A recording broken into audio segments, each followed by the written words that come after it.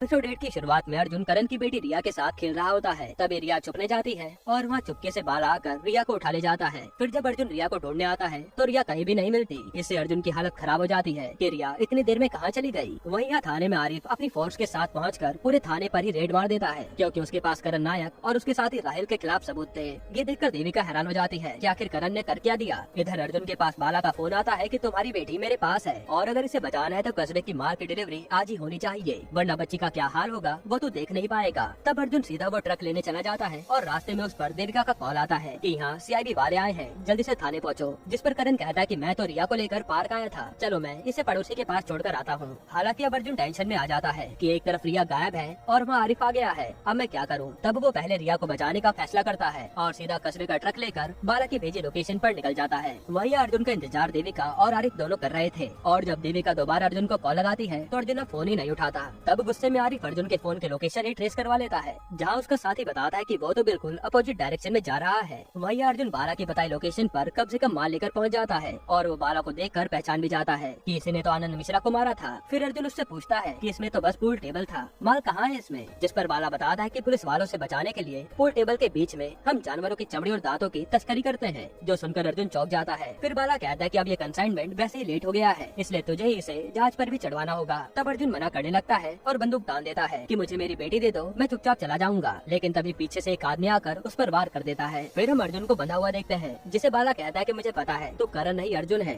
ये सुनकर तो अर्जुन चौंक जाता है और बाला उसे वीडियो दिखाता है जिसमें किकी अर्जुन से बात कर रही थी। वहीं से बाला को सच पता चला था। फिर बाला कहता है कि कस्टम वाला करण की पहचान का था, इसलिए तुम कस्टम वाले से बात कर लो, हमारा माल निकल जाएगा तो अपनी बेटी ले जाना। जिस पर अर्जुन उसकी बात मान लेता है। इधर देविका अपनी पड़ोसन को कॉल करके पूछती है कि अर्जुन क्या रिया को आपके पास छोड़कर गया है, जिस पर पड़ोसन मना कर देती है और ये सुनकर देविका के होश उड़ जाते हैं कि करण जरूर साथ में रिया को लेकर गया होगा। तब आरिफ का साथी बताता है कि करण की लोकेशन अब डॉकयार्ड की तरफ जा रही है। तो आरिफ खान कहता है कि चलो अब हम करण को वही रंगे हाथों पकड़ेंगे, इसलिए ये सब करण को पकड़ने चल देते हैं। यहाँ अर्जुन करण बनकर कस्टम वाले से कस्बे का माल पहुँचाने की डील कर लेता है और माल भी शिप में भर कर निकल जाता है, जो कि कस्बे कैमरे के जरिए देख रहा था। और वो एक आदमी से कहता भी है कि तेरा माल यहाँ से निकल गया, अब मुझे पूरे पैसे मिल जाने चाहिए। जिससे हम समझ पाते हैं कि शायद यही आदमी डेविड होगा, जिसे आज तक किसी ने नहीं देखा। खैर यहाँ माल निकलने के बाद बाला करण को कहीं और ले जाने लगता है और यहाँ आरिफ की टीम भी उसी लोकेशन की ओर निकल जाती है कि ये करण कहाँ कहाँ जा रहा है। यहाँ आरिफ कहता भी है कि इसने जरूर कस्बे का माल शिप के जरिए निकलवा दिया होगा, जो सुनकर देविका हैरान थी। इसके बाद यहाँ बाला और उसका आदमी अर्जुन को लेकर कस्बे के पास जाने लगते हैं और बाला का साथी कहता है कि अगर कस्बे के सामने इसने कहा कि इसने राघव को नहीं मारा तो हम दोनों पकड़े जाएंगे। जिस पर बाला कहता है कि नहीं, इससे पहले तो मैं इसे मार दूंगा।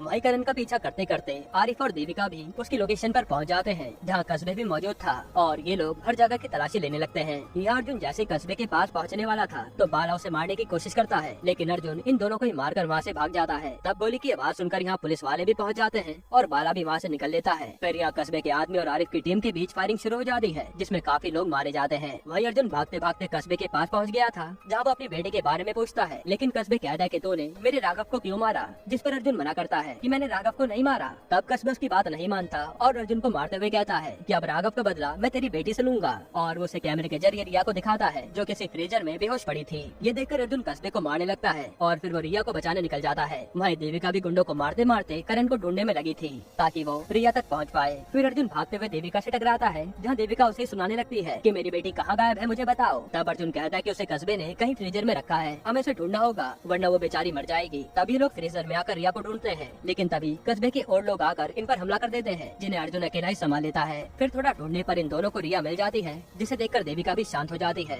इसके बाद अर्जुन देविका से रिया को घर ले जाने को कहता है कि मैं यहाँ का मामला शांत करके आता हूँ। हालांकि यहाँ देविका को अभी भी पता नहीं चल पाता है कि ये करण नहीं बल्कि अर्जुन है और वो अर्जुन को अपनी गन देकर रिया के साथ चली जाती है। वहीं कस्बे भी अपने आदमियों के साथ वहाँ से निकल लेता है और कार में हम देखते हैं कि उसके साथ तो किकी मिल रखी है। इसके बाद हम आरिफ को देखते हैं, जो सभी गुंडों को चुन चुन कर मार रहा था। तभी वह बाला आकर आरिफ को मारने वाला होता है, लेकिन एक गोली से बाला मारा जाता है, जो कि अर्जुन ने चलाई थी। तभी अर्जुन आरिफ के सामने अपनी असलियत बताने लगता है कि मैं करण नहीं बल्कि अर्जुन हूँ। जो सुनकर आरिफ के होश उड़ जाते हैं कि तू अर्जुन कैसे और करण कहाँ गायब है। यहीं पर यह सीजन खत्म होता है। अब दोस्तों इतने सारे सवालों के साथ इस सीजन को खत्म किया गया है, जिसके जवाब जानने के लिए आपको अगले साल का वेट करना पड़ेगा और ये सारे राज सीजन 2 में खुलेंगे। बाकी आप इसके अलावा कौन सी वेब सीरीज या मूवी का एक्सप्लेनेशन चाहते हैं कमेंट में बताइएगा। और अगर आपको हाल ही में आई एक कमाल की मूवी देखनी है तो आप ये वीडियो देख लीजिए।